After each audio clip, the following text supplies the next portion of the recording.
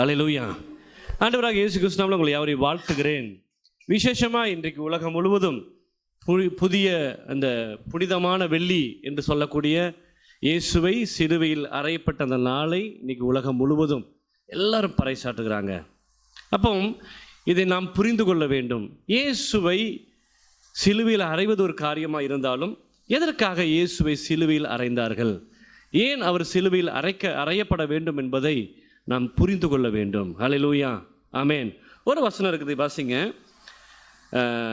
எபிரேயர் எழுதின நிருபம் 10ஆம் அதிகாரம் 1-4 வரைக்கும் வாசிங்க. அப்படி நிறுத்தப்படாதபடியால் பாவங்கள் உண்டென்று அவைகளினாலே வருஷம் தோறும் நினைவு கூறுதல் உண்டாயிருக்கிறது. பாவங்கள் உண்டென்றும் அவைகளினாலே வருஷம் தோறும் நினைவு கூறுதல் உண்டாயிருக்கிறது. அல்லாமலும் காளை வெள்ளாட்டுக்கடா இவைகளுடைய ரத்தம் பாவங்களை நிவர்த்தி செய்ய மாட்டாதே. இவனுடைய ரத்தம் பாவங்களை நிவர்த்தி செய்ய மாட்டாது. அல்லேலூயா. போதும். எத்தனை பேர் கடா வெட்டுக்கு போயிருக்கீங்க உங்க வாழ்க்கையில? இங்க இருக்கிறவங்க யூதர்கள் கிடையாது, தமிழர்கள். ஆனால் ஏன் இந்த கடா வெட்டுறாங்க? ஒரு ஆட்டை கொண்டு போய் ஏன் வெட்டுறாங்க? அதோடைய அர்த்தம் என்னைக்காச்சும் தெரியுமா? ஆனால் என்ன காமெடினா, கொண்டு போய் வெட்டுறவனுக்கும் அது என்னன்னு தெரியாது, வெட்ட போகிற ஆட்டுக்கும் அது எதுக்குன்னு தெரியாது. எல்லாரும் என்ன, கடா வெட்டு போனால் நல்ல என்ன கிடக்கும்? கறி, நல்லா கறி சாப்பிடணுங்கிற மாதிரி ஆயிடுச்சு. அதோடைய உள் அர்த்தம் என்ன? இப்போ நிறைய நீங்கள் பார்த்துருப்பீங்க, நிறைய குலதெய்வம் சாமியை கும்பிடுறவங்க பார்த்துருக்கீங்களா? அவங்க என்ன பண்ணுவாங்க, வருஷத்தில் ஒரு நாளை தெரிஞ்சு கொண்டு ஆடு மாடு கோழி எல்லாம் ஆட்டையும் கோழியும் கொண்டு போய் அந்த கோயிலில் உட்காந்து இல்லையா என்ன பண்ணுவாங்க, பலி செலுத்துவாங்க. அதுவும் ஒரே வெட்டாக என்ன பண்ணணும், அந்த தலை வெட்டிடணும். அதில் ஏதாச்சும் 2 இருந்துச்சுன்னா அவ்வளோதான், நீ பாவி, உன் பாவம் இல்லையா.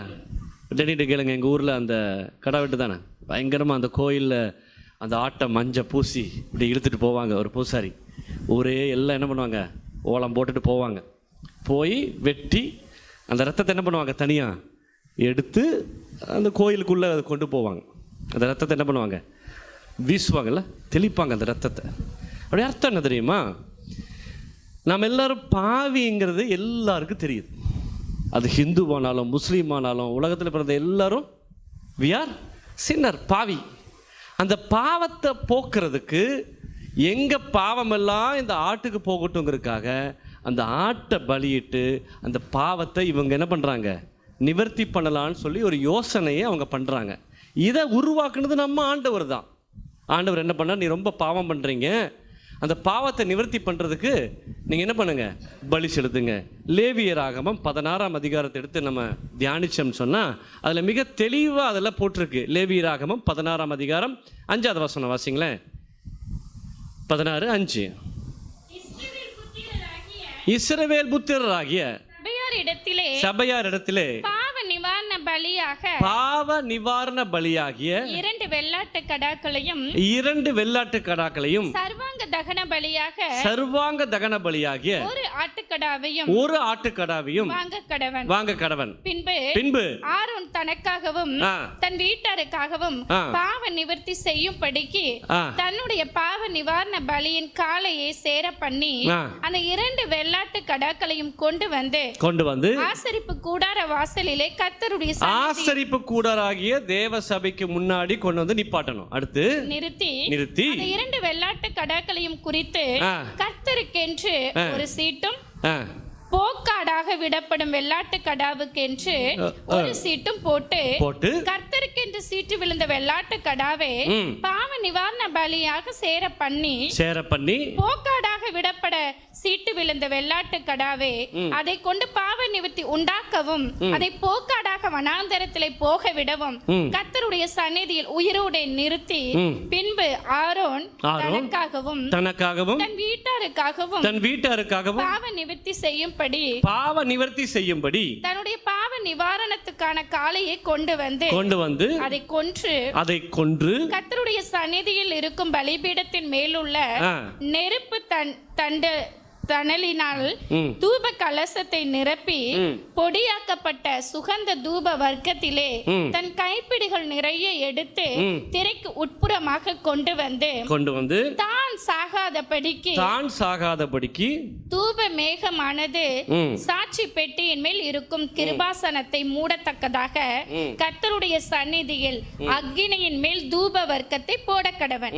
பின்பு காளையின் இரத்தத்திலே கொஞ்சம் எடுத்து கீழ்ப்புறமாக நின்று தன் விரலினால் கிருபாசனத்தின் மேல் தெளித்து, அந்த ஆட்டு ரத்தத்தை எடுத்து தன் விரலினால் கிருபாசனத்தின் மேல என்ன பண்றாரு? தெளித்து அந்த ரத்தத்தில் கொஞ்சம் எடுத்து கிருபாசனத்துக்கு முன்பாக 7 தரம் தன் விரலினால் தெளிக்க கடவன். பின்பு ஜனத்தினுடைய பாவ நிவாரண பலியான வெள்ளாட்டு கடவை அவன் கொன்று அதன் ரத்தத்தை திரைக்கு உட்புறமாக கொண்டு வந்து காளையின் ரத்தத்தை தெளித்தது போல அதன் ரத்தத்தையும் கிருபாசனத்தின் மேலும் அதற்கு முன்பாகவும் தெளித்து இஸ்ரவேல் புத்திரருடைய தீட்டுக்களின் நிமித்தமும் அவர்களுடைய சகல பாவங்களினாலும் உண்டான அவர்களுடைய மீறுதல்களின் நிமித்தமும் பரிசுத்த ஸ்தலத்திற்காக பிராயசித்தம் செய்து அவர்களிடத்தில் அவர்களுடைய தீட்டுகளுக்குள்ளே நிற்கிற ஆசரிப்பு கூடார. இந்த சிஸ்டத்தை ஆண்டவர் இஸ்ரவேல் ஜனங்களுக்கு மட்டும்தான் கொடுத்தாரு. என்னது? யாருக்கு கொடுத்தாரு? இஸ்ரவேல் ஜனங்களுக்கு.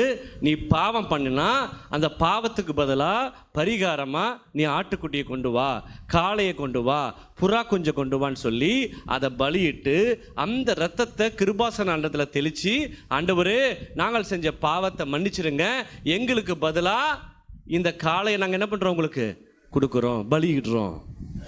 இதை பார்த்து மற்ற ஜனங்கள்லாம் என்ன பண்ணாங்க? காப்பி அடிக்க ஆரம்பித்தாங்க. ஓ, நம்மளும் இப்படி பண்ணுனா நம்ம பாவமும் போகாது. அதைத்தான் இன்ன வரைக்கும் பண்ணிட்டு இருக்காங்க. ஹல்லேலூயா. இன்னைக்கு இந்த சிவன் கோயிலெலாம் போய் பார்த்துருக்கீங்களா? ஒரு கோயிலுக்கு போங்க, பழைய கோயிலுக்கு போயிருக்கீங்களா? என்ன இருக்கும்? முன்னாடி ஒரு மணி இருக்கும், கரெக்டாக. அங்கே ஒரு அது என்னது, தாமரை போட்டு ஒரு தொட்டி இருக்கும். கால்களுக்கு தொட்டி இருக்கும்ல, முன்னாடி தொட்டி இருக்கும், பெல் இருக்கும். அதுக்கப்புறம் போனீங்கன்னா 2 பக்கம் கம்பி இருக்கும். அங்கே தான் போய் என்ன பண்ணணும்? நீங்கள் நிற்கணும். நீங்கள் என்ன பண்ணுங்க? தேங்காவையோ பூவையோ கொண்டு போய் கொடுக்கும்போது கொண்டு போய் அதை என்ன பண்ணுறாரு? மந்திரம் ஓதுறாரு. என்ன மந்திரம்? உங்கள் பேரை சொல்லி என்னமோ சொல்கிறாரு. அது உங்களுக்கு என்னது? விளங்கலை. இதுதான் பழைய ஏற்பாட்டு காலத்தில் ஆட்டுக்குட்டியை கொண்டு வந்து எங்கே நிற்பாங்க? அந்த முத்தத்தில் நிற்பாங்க. உள்ளே என்ன பண்ண மாட்டாங்க? விட மாட்டாங்க. அந்த ஆசாரியன் அதை வெளியவே வெட்டி ரத்தத்தை தனியாக எடுத்துட்டு அந்த கழிவு குடல்லாம் கொண்டு போய் தூரமாக போட்டுட்டு அதை கழுவி அங்கே ஒரு பலிபீடம் இருக்கும், அதை மேலே வச்சு தகனிப்பாங்க. சாம்பிராணியை போட்டு என்ன பண்ணுவாங்க? தகனிப்பாங்க. வெள்ளைப்போளங்கிறது என்னது? பைபிளில் படிக்கிற வெள்ளைப்போளம் தான் சாம்பிராணி, வேறு ஒன்றும் கிடையாது. இன்றைக்கி நம்ம சாம்பிராணி இப்போ நம்ம வீட்டில் கிறிஸ்தவங்க என்ன பண்ணுறாங்க? அந்த சாம்பிராணியை யூஸ் பண்ணுறதில்ல. அவங்க என்ன பண்ணுறாங்க? சாம்பிராணி தான் போடுறாங்க. அதுக்கு தமிழில் பைபிளில் பேர் என்னது? வெள்ளை போலம். அந்த சாம்பிராணி எடுத்து அதை தகனிப்பாங்க. அந்த வாசனையை தேவன் என்ன பண்ணுவாரா? நுகர்ந்து மன்னிப்பாராம். இது உண்டு. இது ஆதி காலத்தில் கிறிஸ்து வர்றதுக்கு முன்பாக என்ன பண்ணுது? இப்படி தான் பண்ணிட்டு இருந்தாங்க. இதை எல்லாரும் காப்பி அடிச்சு இன்னைக்கு நம்ம ஆளுகள் என்ன பண்ணிட்டு இருக்காங்க. ஆனால் வேதம் சொல்லுகிறது, இதில் 4வது வசனம் எபிரேயரில், காளை வெள்ளாட்டுக்களுடைய ரத்தம் மனுஷனுடைய பாவத்தை என்ன பண்ண முடியாது? நிவர்த்தி செய்ய முடியாது. விடுதலையாக்கப்படுறதுக்கும் ஜாமீனில் வர்றதுக்கு என்ன வித்தியாசம் சொல்லுங்க? குற்றவாளி தான், ஜெயிலில் இருப்பான். 1 லட்சம் ரூபா பிணை செலுத்தி அவனுக்கு ஜாமீன் ஒரு ஆள் கொடுத்து வீட்டு பத்திரமோ ஏதோ அடமானம் வச்சா அவன் ஜாமீனில் என்ன பண்ணலாம்? இருக்கலாம். ஆனால் எப்போ வேணா அந்த ஜாமீன் என்ன பண்ணலாம்? கேன்சல் பண்ணப்படலாம். எப்போ வேணா அவன் திருப்பி உள்ளே போகலாம். ஏற்கனவே இவன் குற்றவாளி, இது கூட இன்னொரு குற்றம் இவன் கூட சேர்ந்தா அவ்வளோதான். நல்லா புரிஞ்சுக்குங்க. ஆனால் இஸ்ரவேல் ஜனங்களுக்கே ஆண்டவர் இப்படி கொடுத்தது என்ன தெரியுமா? விடுதலை இல்லை. என்னது? ஜாமீன். இவன் நினச்சிட்டான் நிரந்தர விடுதலை நினச்சிட்டான். ஆண்டவர் என்ன பண்ணியிருந்தார் அவங்களுக்கு? நீ பண்ண பாவத்துக்கு ஒரு ஜாமீன், அப்பப்போ மன்னிச்சிருவேன், அவ்வளோதான். ஆனால் நீ எங்கே வர முடியாது? பரிசுத்த ஸ்தலத்துக்கு வர முடியாது. அப்பா பிதாவேன்னு அவர் என்ன பண்ண முடியாது, கூப்பிட முடியாது. காரணம், உன்னுடைய பாவம் பூரணமாக என்ன பண்ணலை, மன்னிக்கப்படலை. ஆண்டவர் இப்படியே பார்த்தாரு, இதுக்கு ஒரு வழி பண்ணணும். பாவம் மன்னிக்கிறது தான் முக்கியம். வேதம் சொல்லுகிறது, இரத்த சிந்துதல் இல்லாமல் பாவ மன்னிப்பு கிடையாது. யாருடைய ரத்தத்தை சிந்தப்படணும், அதுதான் இங்கே பிரச்சனை. எல்லா விலங்குகளுடைய ரத்தத்தையும் சிந்தியாச்சு, அப்பவும் இந்த மனுஷனுடைய பாவம். ஆண்டவர் சொன்னார், எப்பா உனக்காக ஒரு ஆட்டை பலியிட்டா உன் பாவத்தை மன்னிப்பேன்னு சொன்னால், ஆண்டவர் நினச்சாரு இவனுக்கு கொஞ்சமாச்சு இறக்கம் வரும், அந்த ஆட்டை வெட்டும்போது சித்திரவதைப்படுத்துகிறாமே இந்த ஆட்டைன்னு சொல்லி என்ன பண்ணுவான், இனிமேல் பாவம் பண்ண மாட்டான்னு நினச்சாரு. இவன் ஆல்ரெடி 5 ஆட்டுக்குட்டி ரெடி பண்ணி வச்சுட்டான் வீட்டில். எதுக்கு, அடுத்த வருஷத்துக்கு, இது அடுத்த மாதத்துக்கு. பார்த்துறீங்களா, ஆண்டவருக்கு ரொம்ப விஷமமாயிருச்சு. என்னடா இந்த ஆட்டை உன்னை வெட்டுறதுக்கு பதிலாக இந்த ஆட்டை வெட்டுறனேங்கிறத உணர்வு வந்தா இவன் பாவம் பண்ண மாட்டான்னு நினச்சா, இவன் என்ன பண்ணியிருக்கிறான், அட்வான்ஸ்டாக 10 ஆட்டுக்குட்டி இப்போவே என்ன பண்ணியிருக்கிறான், ப்ரீ புக்கிங் பண்ணி வச்சுருக்கிறான். எப்படி அடுத்த மாதம் நான் பாவம் பண்ணுவேன், அதனால் ஒரு ஆட்டுக்குட்டி. ஆண்டவர் பார்த்தாரு, இந்த சிஸ்டம் சரியாகாது. ஆண்டவர் பார்த்தாரு, எல்லாரும் வேண்டாம், யாருக்கு உண்மையான பாவ மன்னிப்பு வருதோ அவங்க பரலோகம் வந்தால் போதும்னு சொல்லி ஆண்டவர் ஒரு தீர்மானம் எடுத்துறாரு. எபிரேயர் 1:7 வாசிங்களேன். எபிரேயர் 1:7.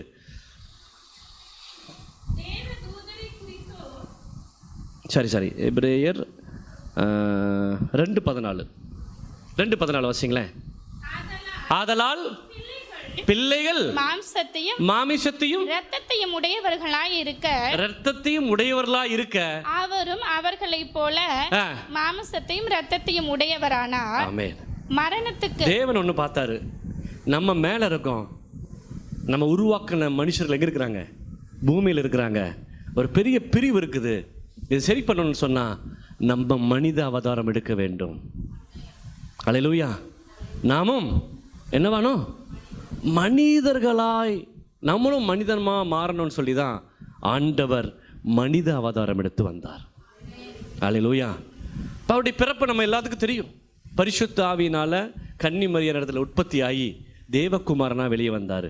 எந்த மனுஷனுடைய உதவி அவருக்கு இல்லை, அவர் தானாய் உருவானார். எப்படி உருவானார்? அப்போ மனுஷனுடைய சுவாபம் ஆண்டவருக்கு வராது. ரத்தத்தில் உருவாகுமா? எதில் உருவாகும்? நம்முடைய கேரக்டர்லாம் சொல்லுங்களா, உங்கள் அப்பா புத்தி தான் எனக்கு சொல்லுவாங்களா இல்லையா? சொல்லுங்க. பொண்ணை பார்த்து என்ன சொல்லுவாங்க, அம்மா புத்தின்னு சொல்லுவாங்க. பையனை பார்த்து என்ன சொல்லுவாங்க, அப்பா புத்திம்பாங்க. அப்போ மனுஷ புத்தி. ஆனால் ஆண்டவருக்கு மனுஷனுடைய சுவாபம் இல்லை, தெய்வீக சுவாபம். அதனால தான் ஆண்டவர் அந்த சித்திரவதையிலையும் அவர் ஒரு இடத்துல கூட கோபப்படலை, ஒரு இடத்துல கூட எரிஞ்சு விழலை. நம்ம பஸ்ஸில் யாராச்சும் தெரியாமல் மிதிச்சா என்ன பண்ணுவீங்க? அறிவில்லை, கண்ணு இருக்குதா அவனுக்கு அப்படின்னு கேட்போமா இல்லையா?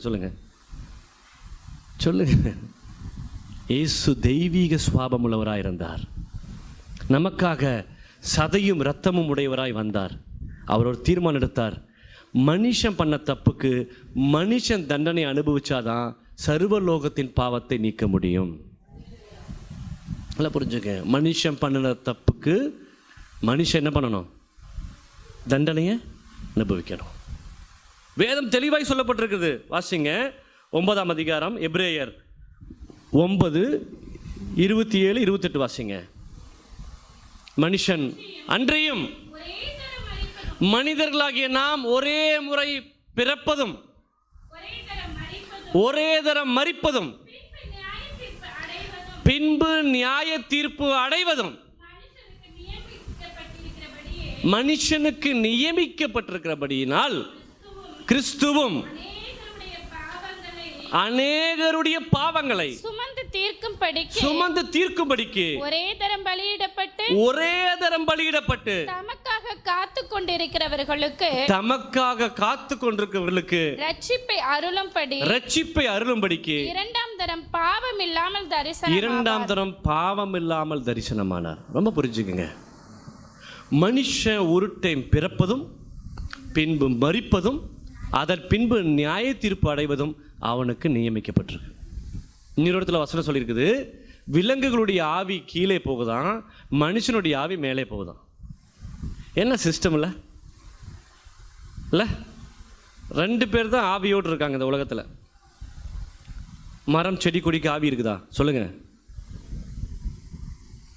மரம் செடி உயிர் இருக்கு, ஆனால் ஆவி கிடையாது. ஆனால் மனுஷனுக்கு ஆவி இருக்குது, விலங்குகளுக்கும். ஆனால் விலங்குகளுக்கு பேசுகிற திறன் கிடையாது, சுய புத்தி கிடையாது. கரெக்டு தானே? ஆனால் அவைகளும் சிநேகிக்கிறது, அவங்களுக்கு கொடுத்த அளவன்படி ஆளுகளை பார்த்தா என்ன பண்ணுறாங்க, வந்து ஒராசுது. பூனையெல்லாம் வந்து என்ன பண்ணுது, ஒராசுது, நம்ம மேலே படுத்துக்குது, கடிக்க வருது, விளையாடுறது இல்லை. ஆனால் அதுகளுக்கு ஆவி இருக்குது. அந்த ஆவி வேற, மனுஷனுக்கு கொடுக்கப்பட்ட ஆவி வேற. நீதிமொழிகள் சொல்லப்பட்டிருக்குது, மனுஷனுடைய ஆவி எங்கே போகுது, மேலே போகுது. விலங்குடைய ஆவி என்ன பண்ணுது, கீழே போகுது. அப்போ மனுஷனுடைய ஆவி மரித்த உடனே மேலே போயிடும், ஆத்மாவோட மேலே போயிடும். இந்த சரீரம் ஒரு கூடு தான். ஆனால் அந்த ஆவியில் எல்லா அறிவும் இருக்கும். எங்கிருந்து வந்தோம், என் பேர் என்ன, நான் பூமியில் என்ன பண்ணிட்டு இருந்தேன். ஆனால் சரீரம் மட்டும்தான் இருக்காது. ஆனால் பார்க்க முடியும். என்ன பண்ண முடியும் சொல்லு? சினிமாலாம் பார்த்துருக்கீங்களா? ஒரு ஆள் செத்துருவான், ஆவியாக அங்கே நிற்பான். ஒரு ஒரு ஒரு எப்படி சொல்ற, ஒரு மாயை, ஒரு காட்சி, ஒரு கற்பனை. அது உண்மைதான்.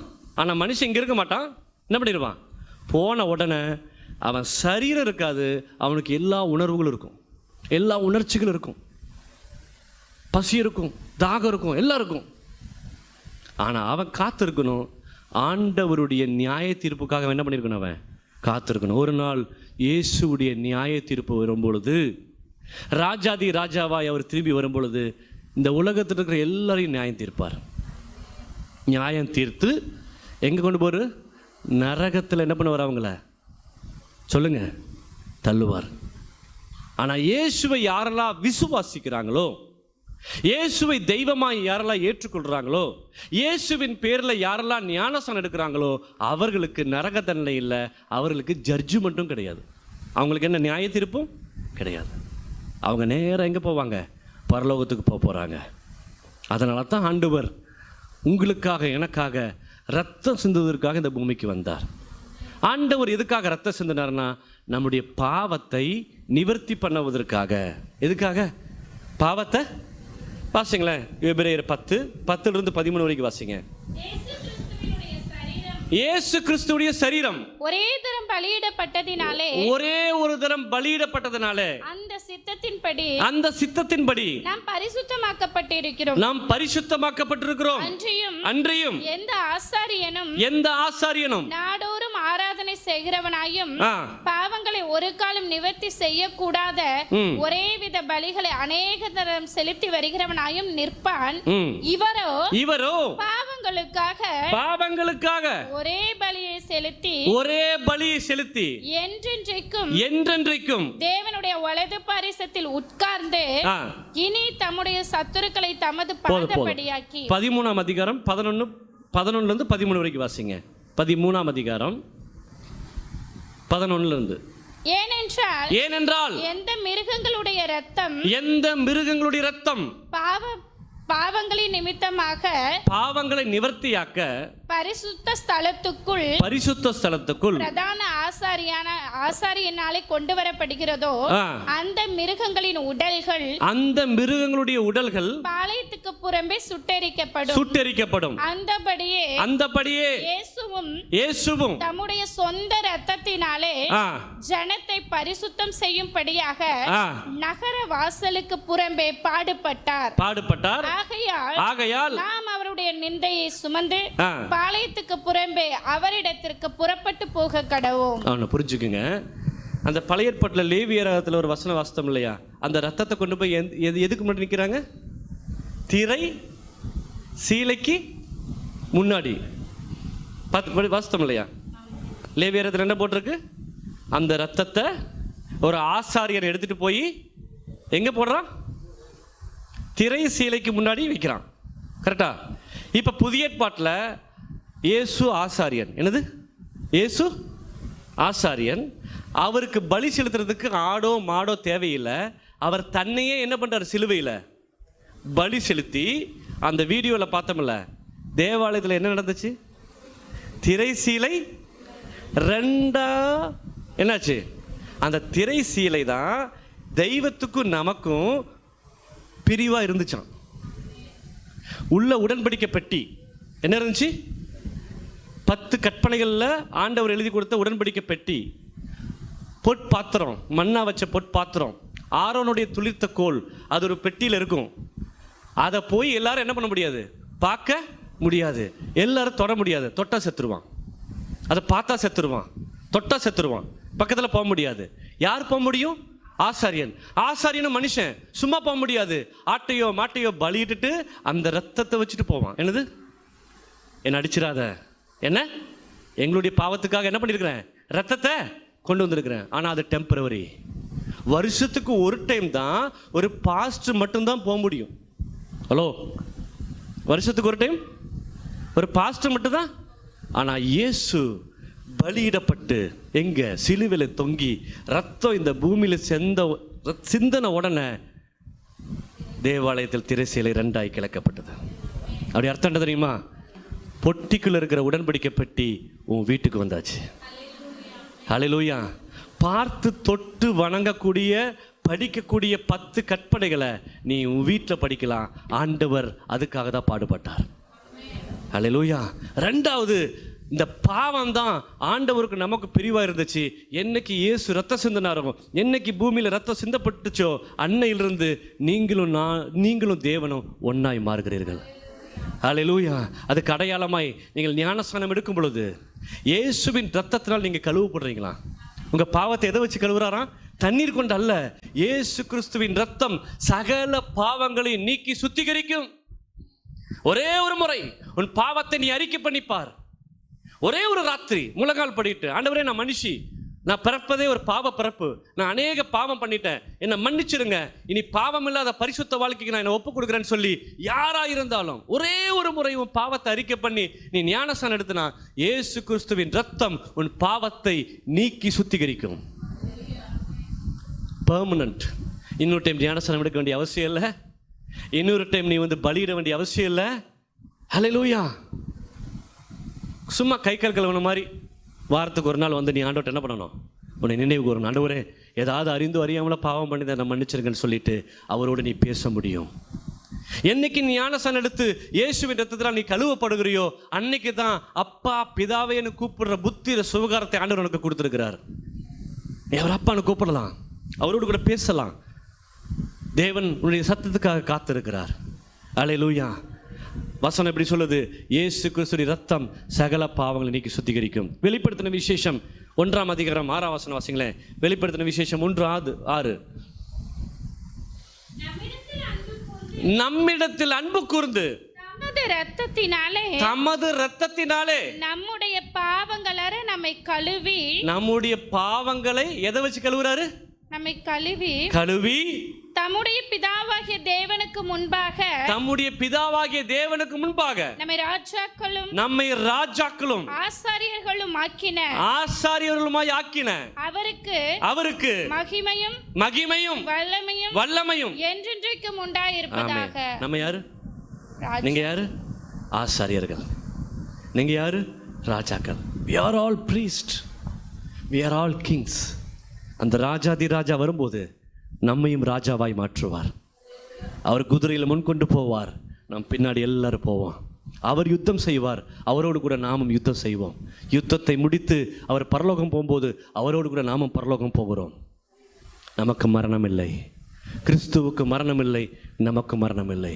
கிறிஸ்துவை மரண உபாயங்களால் கட்ட முடியலையா? என்னது? அல்லேலூயா. ஏன் கட்ட முடியல? இயேசுக்குள் இருந்தது பரிசுத்த ரத்தம். பரிசுத்த ரத்தமாக இருந்ததுனால அவரை கட்ட முடியல. ஆனால் நானும் ஞானஸ்நானத்துக்கு அப்புறம் பரிசுத்த ரத்தமாக மாறினதுனால மரணம் என்னை கட்ட முடியாது. இந்த மரணம் உங்களையும் என்னையும் கட்ட முடியாது.